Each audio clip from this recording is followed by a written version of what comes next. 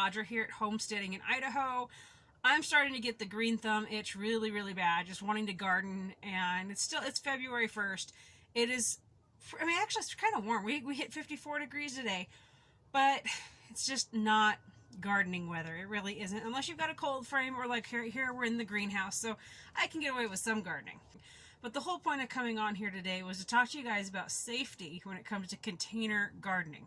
Right? Wait, what? Safety? Container gardening? What?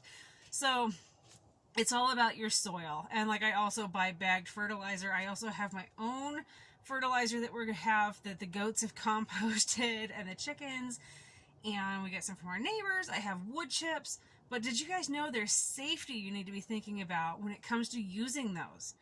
So I did my filling of my pots, I did those outside. And the reason I did it outside is no matter what soil it is you're using, whether it is bagged from the store and it's been sterilized, or whether it's stuff that you have mixed yourself, there's always something in there that could cause you some issues, mainly fungi and bacteria. In recent years, we've had issues with gardeners being affected by Legionnaire's disease, which is like a severe pneumonia of your lungs.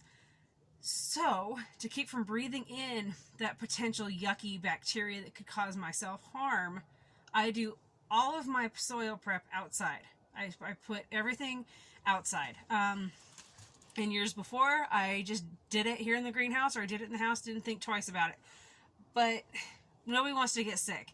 And after you've seen it in the news a few times, and then people have died because of it, I don't want to be one of those, and I don't want you to be one of those. So the most important thing I need you guys to think about, please, because I want to see you all gardening today, tomorrow, and into next year and years to go. So please be thinking about your safety while you're gardening, and especially like if you have little kids gardening with you, make sure that there's well-ventilated area, they're not breathing it in. If you have to do it inside, like in a greenhouse, a garage, your house, maybe wear a mask. You never know if it's going to fluff and you're going to breathe in something bad. You just don't know. It's just not worth the risk.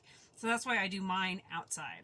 So anyway, short video today, you guys, but I've got really fun, exciting videos coming up. We're going to be diving into container gardening. So Idaho, we're not lucky like some Arizona and Florida and California where y'all are starting your growing. Texas, we're still cold. It's February 1st.